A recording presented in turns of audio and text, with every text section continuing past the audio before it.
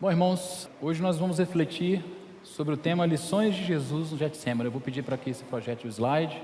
É uma passagem muito conhecida, acredito que todos aqui já ouviram, já leram essa passagem, já viram pregações acerca desse tema.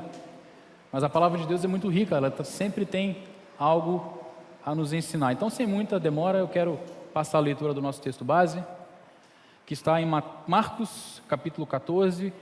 Nós vamos ler do verso 32 ao verso 42.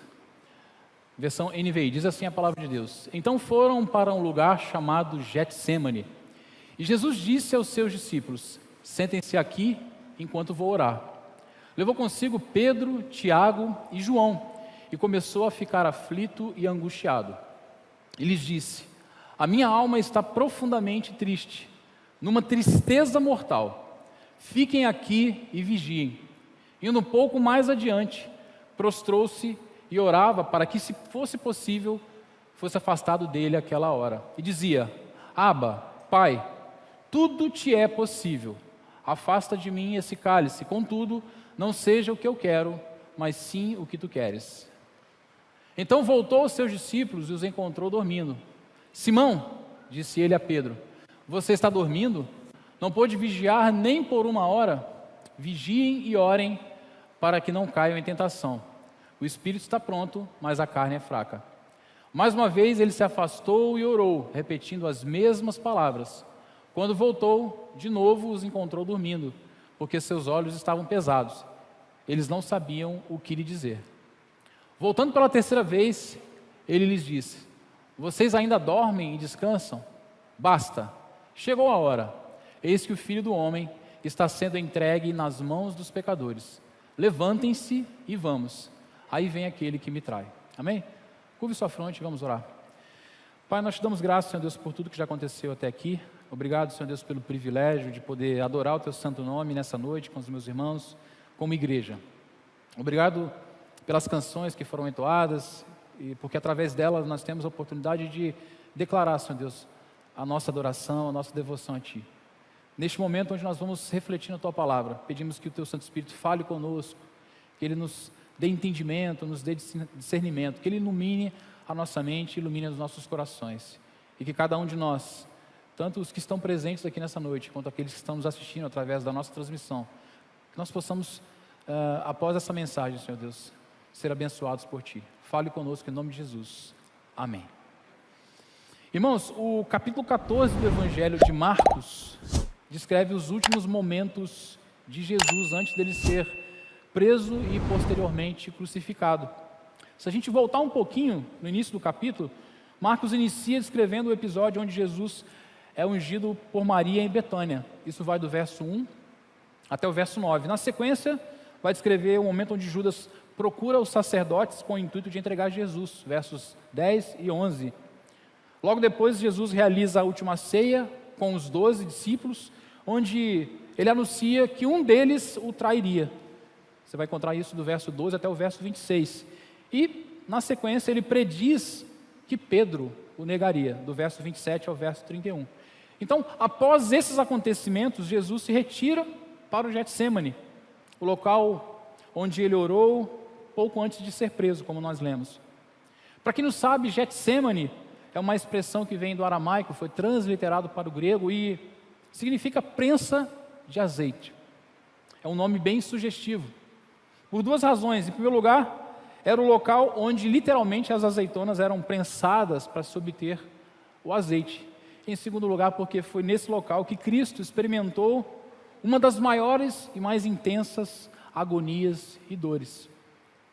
E foi nesse local que ele teve ali a sua alma literalmente esmagada pelo peso dos nossos pecados. Tudo começa exatamente ali, no Getsemane.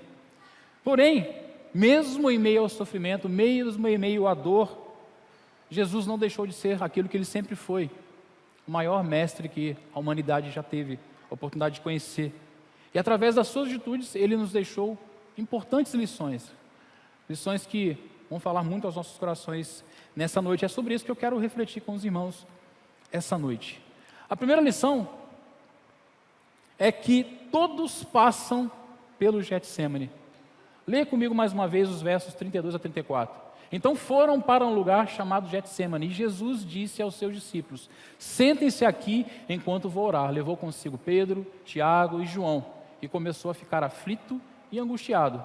E lhes disse: a minha alma está profundamente triste, numa tristeza mortal. Fiquem aqui e vigiem.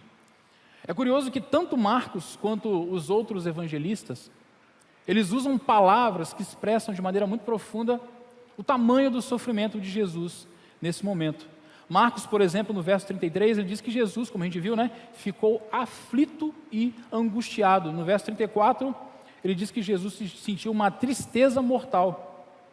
Mateus, no capítulo 26, verso 37, diz que Jesus começou a se entristecer e a se angustiar. E no verso 38, descreve as palavras de Jesus, quando ele disse que a sua alma estava profundamente triste, numa tristeza mortal.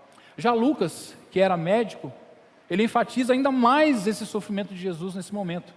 No verso 44 do capítulo 22, ele diz que Jesus suou ou transpirou gotas de sangue. É um fenômeno que a medicina chama de hematidrose. E esse fenômeno se dá quando fatores emocionais fortíssimos provocam o rompimento das veias capilares, fazendo com que o sangue se misture com o suor, levando a pessoa a literalmente transpirar gotas de sangue. Então, Jesus aqui estava experienciando um sofrimento sem medidas. Ele estava literalmente sendo prensado. E o fato dele ser o Filho de Deus não o livrou do sofrimento, porque havia um propósito para o sofrimento que ele estava experimentando ali. E o que nós aprendemos aqui é que se Jesus passou pelo Getsêmani, nós também passaremos. E ele mesmo deixou isso claro muitas vezes, em muitas ocasiões. Nos evangelhos nós vamos encontrar vários momentos onde Jesus ensinando, ele falava sobre isso. Mas eu cito aqui alguns exemplos. João 16, 33, nós temos as palavras muito conhecidas de Jesus, onde ele diz: neste mundo vocês terão aflições. Então, se tem uma certeza que nós podemos ter, é que nós vamos passar por aflições, por problemas. Lucas 6,40, ele diz: o discípulo não está acima do seu mestre, mas todo aquele que for bem preparado será como o seu mestre. Ou seja, passaremos por tribulações, passaremos por sofrimentos. O pastor Hernandes Dias Lopes, em um dos seus comentários bíblicos, ele tem uma frase que eu acho muito interessante e que resume bem isso que nós estamos falando e que vai de encontro ao pensamento equivocado de alguns sobre o que é a vida cristã. Diz o seguinte: vida cristã não é uma colônia de férias, não é um parque de diversões, não é uma estufa espiritual, nem mesmo uma redoma de vidro. Não existe essa ideia de estar blindado espiritualmente, imune aos ataques sutis e às vezes intensos do inimigo. Vida cristã é luta, vida cristã é guerra, é batalha sem pausa e sem trégua. Nessa luta não existe campo neutro, ou você é um guerreiro, ou você é uma vítima. Ou seja, se somos discípulos de Cristo, não somos maiores do que o nosso Senhor. Por isso temos que estar conscientes que também passaremos por dificuldades. Temos que estar conscientes que também passaremos pelo Getsêmani em nossas vidas, às vezes em mais de um momento. Temos que estar conscientes que, assim como havia um propósito no sofrimento de Cristo, há um propósito para cada momento de sofrimento em nossas vidas. E talvez nessa noite você me pergunte: mas pastor Ricardo, qual é o propósito do meu sofrimento? Eu não sei, irmão. Muitas vezes eu me pergunto o propósito do meu, daquilo que eu estou passando. Mas tem uma primeira lição que Deus quer que você saia daqui nessa noite, aprendendo exatamente isso. Todos passam pelo Getsêmani em suas vidas. E esse Getsêmani tem um propósito que muitas vezes, quando você está passando, você não entende. Mas lá na frente, você vai entender. Por isso é importante acalmar o nosso coração. É importante, assim como Jesus fez, confiar que a vontade dele, a vontade do Pai é boa, perfeita e agradável. A segunda lição que Jesus nos ensina aqui é que no Getsêmani nós precisamos de amigos. O verso 33 diz o seguinte: levou consigo Pedro, Tiago e João e começou a ficar aflito e angustiado. Então Marcos descreve no verso 26 que após a ceia eles cantaram um hino e foram os 12, todos eles, para o Monte das Oliveiras. O Getsêmani, ele ficava no pé do Monte das Oliveiras, então eles foram para lá. Só que quando eles chegam lá, apesar de Jesus ter ido com os 12, ele separa os 3 mais próximos: Pedro, Tiago e João, conforme descreve o verso 33. Eles, por alguma razão, eram mais íntimos do que os outros 12. Só para vocês terem uma ideia, Marcos 5, 37, 43, registra a narrativa da cura da filha de Jairo. Cura essa que só os 3 presenciaram. Jesus chamou só os 3, para esse momento. Marcos 9, do verso 2 a 8, vai descrever o momento da transfiguração de Jesus. Momento onde só os 3 também estavam presentes. Então, havia algo diferente de Jesus com relação aos 3. E por mais que eles não pudessem ajudar de fato, eles estavam ali. Eles foram convidados por Jesus para estar com eles. Isso é um momento de dor de Cristo, um momento que ele estava passando de muita dificuldade. Então Jesus chama eles para estar com eles presente naquele momento. E ali no Getsêmani, Jesus abre o seu coração somente para eles. O verso 34 diz que Jesus disse: a minha alma está profundamente angustiada, profundamente triste. No Getsêmani, Jesus mostrou para eles toda a sua humanidade.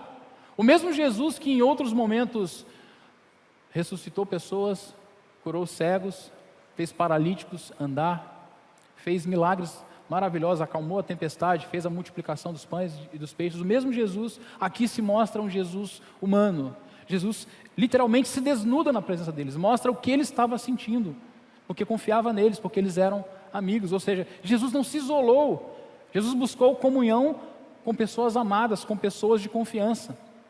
Eu tenho um amigo que, por coincidência, o pastor Marcos, ele sempre diz que o reino de Deus é um reino de amigos. Isso é uma grande verdade. O reino de Deus é um reino de amigos.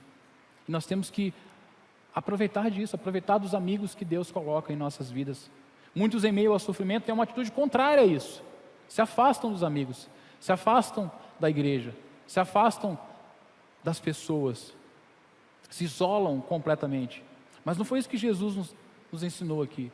Ele nos ensina exatamente que havia um grupo mais chegado, e ele chama esse grupo para estar com eles.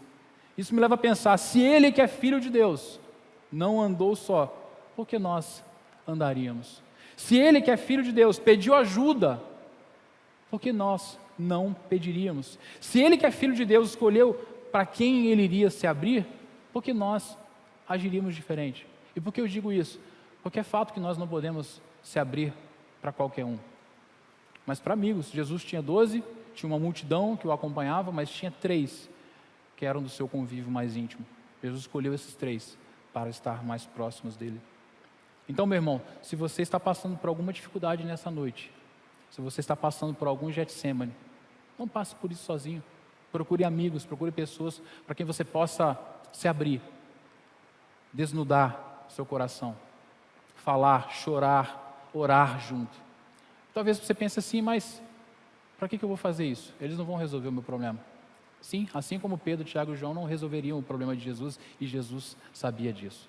Mas mesmo assim, Jesus os chama para estar com eles naquele momento. A questão não é resolver ou não resolver o problema, mas é não passar por aquilo sozinho, porque o reino de Deus é um reino de amigos. E a terceira lição que Jesus nos ensina aqui é que no Getsêmani nós precisamos orar. O verso 35 vai dizer o seguinte: indo um pouco mais adiante, prostrou-se e orava para que, se possível, fosse afastada dele aquela hora. O verso 39, mais uma vez ele se afastou e orou, repetindo as mesmas palavras. Jesus sai da última ceia com um propósito claro de orar. O verso 32 deixa isso muito visível para nós, Como Deus, ele tinha consciência de todos os momentos de dor e de sofrimento, de amargura que ele iria experimentar a partir dali. E ele sabia que a única forma de resistir a tudo que viria seria através da oração. E através da oração, Jesus também nos ensina muitas coisas. A oração que ele faz aqui é cheia de ensinos, cheia de exemplos, cheia de aprendizados. Em primeiro lugar, ele busca o Pai. O verso 36, a parte A, diz que ele inicia a oração dizendo: Abba, Pai. Abba, Pai. A expressão Abba, né, a palavra Abba, é uma expressão que no original ela tem o sentido de intimidade. Não era uma expressão usada entre os judeus quando eles iam se dirigir ao Pai. Era uma expressão que Jesus usou ali, que muito provavelmente para os discípulos foi uma novidade, porque apontava para uma intimidade muito grande. E eles não se referiam a Deus dessa maneira. Alguns comentaristas vão dizer que Abba tem um sentido até de paizinho ou de papai, uma forma de se referir ao Pai até de maneira quase infantil. E Jesus chama o seu Pai, Deus Pai, de Abba. Abba, Pai. Ou seja, mesmo em meio à dor, mesmo em meio ao sofrimento, Deus ainda era e é o seu Pai. Outra coisa que a gente aprende na oração de Cristo aqui é que ele se humilha. Na parte B ele diz: tudo te é possível. Ele estava passando pelo sofrimento, mas ele cria que tudo era possível para o Pai.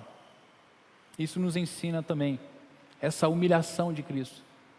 Ele era homem, mas ele também era Deus, mas ele se humilha, reconhecendo que tudo era possível para o Pai. Mas a oração também nos ensina que ele foi submisso. A parte C do verso 36 diz: contudo, não seja o que eu quero, mas sim o que tu queres. Jesus pede, Jesus coloca o seu desejo, Jesus coloca o seu anseio, fala o que ele gostaria que fosse feito, mas ele fala: contudo, seja feito a tua vontade. Ou seja, ele se submete à vontade do Pai. Isso nos ensina também. Além disso, Jesus foi intenso. Lucas 24:44 diz que, estando angustiado, ele orou ainda mais intensamente, e o seu suor era como gotas de sangue que caíam no chão. Houve intensidade na oração de Jesus. E essa intensidade foi aumentando a cada momento de oração. O texto não descreve quanto tempo Jesus passou orando, mas dá a entender que foi um tempo bom, porque ele orou um pouco, foi falar com os discípulos, voltou, orou pela segunda vez, foi falar com os discípulos e orou pela terceira vez. É somente na terceira vez que ele diz basta e prossegue para a sequência da história que nós já conhecemos. Mas Lucas descreve que ele orou intensamente em determinado momento. Então ele orou com intensidade. Isso também nos ensina. A oração de Jesus mostra também que é importante buscarmos ao Pai de maneira insistente. Jesus orou por 3 vezes. Certa vez eu ouvi um pastor dizer que Deus sabe todas as coisas e você não precisa ficar repetindo a oração. Você orou uma vez, está bom. Pastor amigo meu falou isso. E eu discordo dele, porque Jesus orou 3 vezes pelo mesmo pedido. Jesus orou insistentemente. Ele sabia a vontade do Pai. Ele sabia que não havia como, não havia outro modo. Jesus tinha que passar por tudo aquilo. Mas mesmo assim, ele derramou o seu coração, orou 3 vezes pelo mesmo pedido. Aí quem acompanhou a série de oração aqui que a gente fez sobre oração nas últimas quartas, né? As orações que Deus não ouve.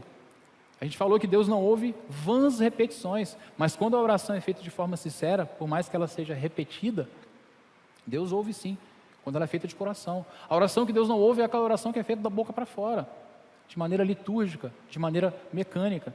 Então Jesus nos ensina aqui que é importante buscar a Deus Pai de maneira insistente. A sua oração também ensina vigilância. Quando ele chega para os discípulos, ele fala o quê? Vigiem e orem. Então ele ensinou isso aos discípulos.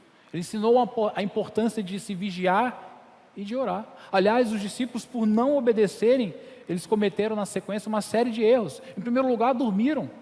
Em segundo lugar, Pedro negou Jesus logo depois. Em terceiro lugar, os outros discípulos abandonaram a Cristo, porque não vigiaram e não oraram. Em quarto lugar, Pedro cortou a orelha de Malco. Então, foi uma sucessão de erros, porque não vigiaram e não oraram.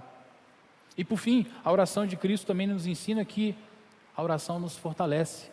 Lucas 22:43 diz que, enquanto Jesus orava, apareceu-lhe então um anjo do céu que o fortalecia.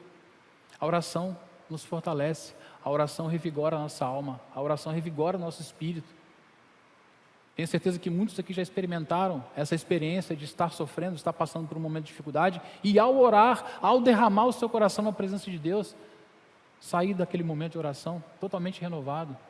E às vezes não é porque as coisas mudaram, mas é porque a oração nos fortalece. E foi exatamente isso que aconteceu com Jesus. Muitos têm a tendência de se desesperar quando estão passando por um momento de dificuldade, quando estão passando por um Getsêmani. e se esquecem do mais importante, de Deus. Mas Jesus, o mestre dos mestres, nos ensina aqui que, em primeiro lugar, nós devemos dobrar os nossos joelhos em orações. Jesus nos ensina que quando estamos sofrendo, devemos buscar ao Pai. Ele buscou ao Pai. Jesus nos ensina aqui que devemos nos humilhar. Ele se humilhou. Ele reconheceu que o Pai poderia fazer qualquer coisa. Jesus nos ensina que devemos ser submissos. Ele submeteu a vontade dele à vontade do Pai. Contudo, seja feita a tua vontade, não a minha. Ele nos ensinou que nós devemos ser intensos em nossas orações. Não orar de qualquer maneira. Não orar de maneira fria. Mas botar, o coração na oração. Nos colocar de maneira intencional mesmo. Ele nos ensinou que devemos vigiar para não cair em tentação. Essa vigilância deve ser constante em nossas vidas.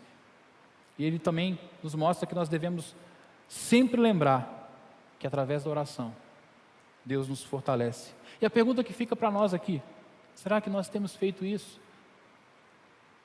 Será que nós temos agido dessa maneira? Quando passamos por um problema, quando passamos por um Getsêmani, será que temos buscado ao Pai em oração? Será que temos nos humilhado na presença dEle? Será que Deus continua sendo nosso Pai quando estamos vivendo um problema? Porque é muito fácil falar que Deus é Pai, é muito fácil cantar, adorar, cantar canções, quando está tudo bem. Agora, difícil é fazer isso quando as coisas estão indo de mal a pior. E Jesus nos ensina isso também. Será que nós temos agido assim, meu irmão? Quem é meu aluno aqui na sala do EBD sabe que eu costumo fazer essas perguntas. Não é para você responder para mim, nem para o irmão do seu lado, não. Tá? Eu não sou desse tipo de pregador que fala para o irmão que está do seu lado aí, não. Mas é uma pergunta retórica, é uma pergunta que tem a intenção de te levar a refletir. Como que está a sua vida? Como que está a nossa vida nesse sentido? Quando nós passamos pelos Getsêmanes da vida. E por fim, a quarta lição que Jesus nos ensina aqui é que o Getsemane não pode nos parar. Leia aqui comigo o verso 41, 42 que diz: voltando pela terceira vez, ele lhes disse: vocês ainda dormem e descansam? Basta, chegou a hora. Eis que o Filho do Homem está sendo entregue nas mãos dos pecadores. Levantem-se e vamos. Aí vem aquele que me trai. Jesus Cristo tinha um senso de missão tão profundo que ele não deixou a tristeza e a dor o parar. Em Eclesiastes capítulo 3, verso 1, Salomão sabiamente escreveu que há tempo para todo propósito debaixo do céu. E Jesus, como grande mestre que era, ele sabia que tem tempo de oração, como nós vimos no ponto anterior, mas tem um momento de agir.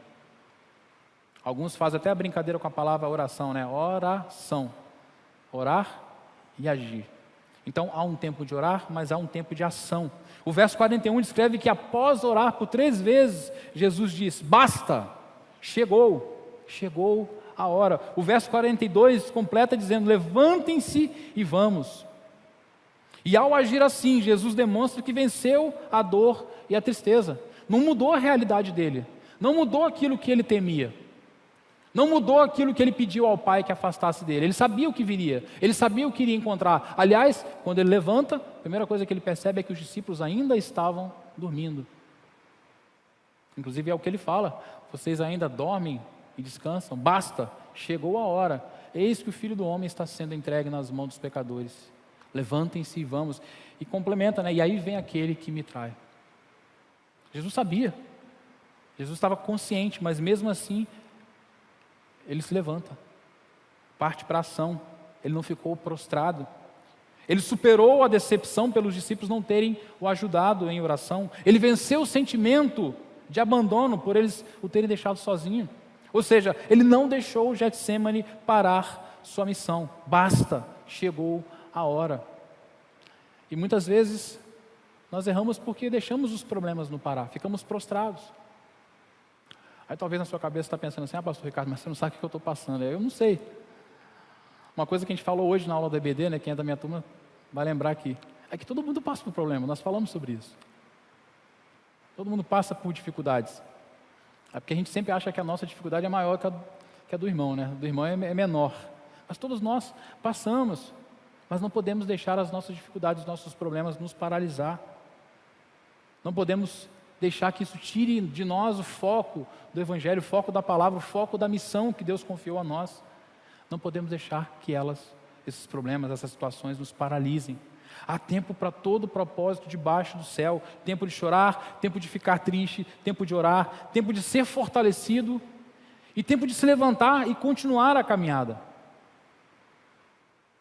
Tem momentos que a gente, após orar, temos que dizer basta. Temos que levantar e continuar, olhando para frente.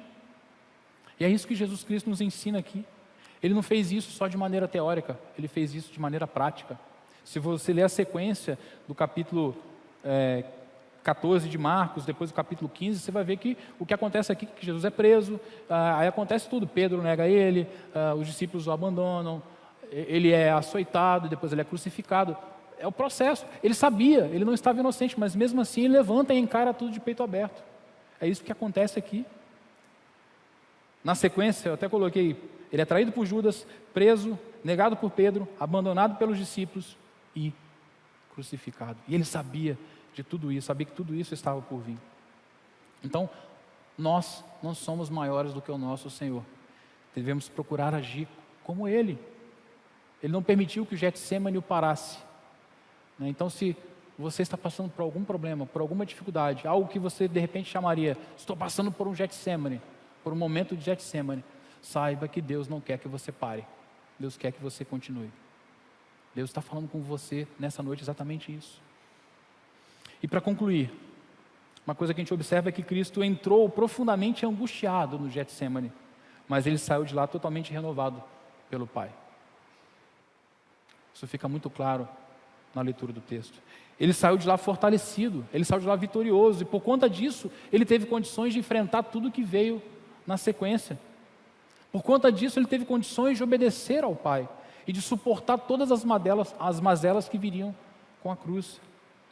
Nós temos que fazer o mesmo, mas para que isso aconteça, devemos ter consciência, em primeiro lugar, de que todos nós passamos por problemas e por dificuldades, e às vezes a gente entra numa de que aquela síndrome do coitadinho. Não, todo mundo passa, e eu não estou desmerecendo o seu sofrimento que talvez você esteja passando nessa noite. Todos nós passamos, temos que estar cientes disso. Cristo passou, então você, eu, nós também passaremos. Devemos lembrar que o reino de Deus é um reino de amigos, e que assim como Jesus contou com a ajuda, com o companheirismo de seus amigos, também precisamos contar com a ajuda de pessoas próximas. Olha para o seu lado, talvez você tenha um amigo, uma pessoa que você possa se abrir, que você possa confiar, que você possa dividir o seu peso e pedir para que ele ore por você. Devemos também nos lembrar que a oração é uma ferramenta que Deus nos deu, não para mudar tudo, todas as circunstâncias, não para Deus sempre atender os nossos desejos, os nossos anseios, mas em primeiro lugar para nos aproximar dEle, para nos fortalecer. Jesus orou, mas aquilo que Ele pediu não foi atendido, mas Ele saiu de lá fortalecido, Ele saiu de lá preparado para enfrentar a cruz. Muitas vezes é o que vai acontecer conosco, estaremos enfrentando um problema, ao orar não muda nada, mas Deus nos fortalece, Deus nos prepara. E por fim, devemos lembrar que existe tempo para tudo, inclusive para dizer um basta, inclusive para nos levantar e para continuar a caminhada.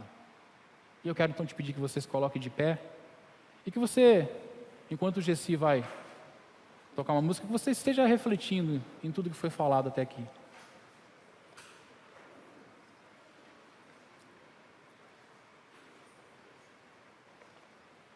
Talvez você chegou aqui nessa noite, primeiro domingo de março, como o Gessi disse, abrindo o culto, na abertura. Você chegou aqui nessa noite com alguma situação, com algum problema, com um Getsêmani na sua vida. Nós cantamos no momento de ofertório, há momentos em que na vida pensamos em olhar para trás. É preciso pedir ajuda para poder continuar. E clamamos o nome de Jesus, e clamamos o nome de Jesus. E talvez você cantou essa canção com o seu coração na boca. Talvez você cantou isso, fazendo dessa canção a sua oração, não sei. Mas Deus quer que você saia daqui nessa noite, sabendo que há um propósito para tudo que acontece nas nossas vidas.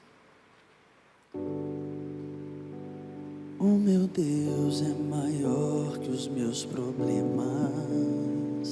eu não temerei. Com Jesus eu vou além, ainda que a figueira não floresça e não haja frutos na videira. Eu não temerei não, pois sei que para além das nuvens o sol não deixou de brilhar, só porque a terra escureceu. A minha vida está em Deus, eu sei que tudo posso em Deus. É Ele quem me fortalece, eu vou seguir com fé, com meu Deus eu vou para a rocha mais alta que eu sei para onde vou, como águia vou, nas alturas sou filho de Deus. Talvez ao ouvir o refrão dessa canção você pensou assim: tá, eu entendi, eu quero seguir com fé, eu quero voar como águia, mas eu não consigo. Eu quero orar por você nessa noite, eu quero te convidar a sair do seu lugar. Se você sente que Deus está falando com você, sai do seu lugar, vem aqui à frente, para que nós possamos orar por você. Então, enquanto o Gessi vai cantar mais uma vez a canção, saia do seu lugar. Tudo que eu preciso para sentir a paz dentro do meu coração, ainda que a lua adormeça e não haja o brilho das estrelas, eu não temerei não, pois sei que para além das nuvens o sol não deixou de brilhar, só porque a terra escureceu. A minha vida está em Deus, eu sei que tudo posso em Deus.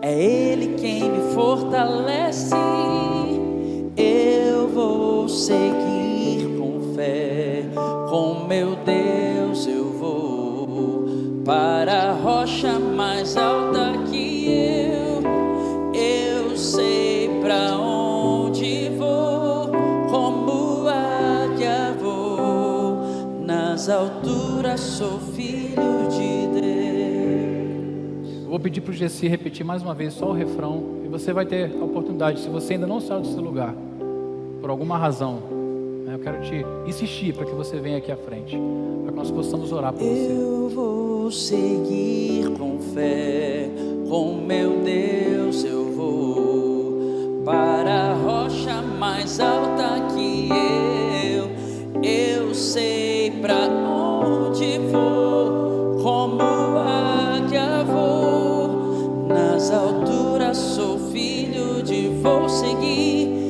eu vou seguir com fé, com meu Deus eu vou para a rocha mais alta que eu sei para onde vou, como águia vou, nas alturas sou filho de Deus. Senhor Deus Pai amado, nós te louvamos nessa noite, agradecemos ao Senhor por tudo que o Senhor realizou em nosso meio, te agradecemos pela Tua palavra, que é viva, que é eficaz, que nos instrui, que nos alimenta, que nos conduz, que nos direciona. E isso se prova mais uma vez verdade nessa noite. Obrigado, Pai, porque temos certeza que através dela o Senhor ministrou vidas, o Senhor ministrou corações. Eu te coloco, Senhor Deus, cada vida aqui presente na frente, Pai. Eu não sei o que elas estão passando, mas o Senhor sabe. A Tua palavra também diz que o Senhor conhece todas as coisas. Nada foge do Teu conhecimento. Então, venha de encontro à necessidade de cada uma dessas irmãs, Pai. Que o Senhor venha acalmar seus corações. Que o Senhor venha, através da Tua palavra, dar a certeza de que elas não estão sozinhas. Que o Senhor está com elas. Que o Senhor está conduzindo. Que elas possam se levantar e continuar seguindo com fé, olhando para o Senhor, que é o nosso autor e consumador, Senhor Deus, da nossa fé. Muito obrigado mais uma vez por tudo que aconteceu nessa noite, pelo privilégio de adorar o Teu santo nome. E agora, que a graça soberana de Jesus, que o amor de Deus, nosso Pai, e as doces consolações do Espírito Santo de Deus, seja com esta igreja e com toda a igreja de Cristo, hoje e para sempre. Amém. Amém.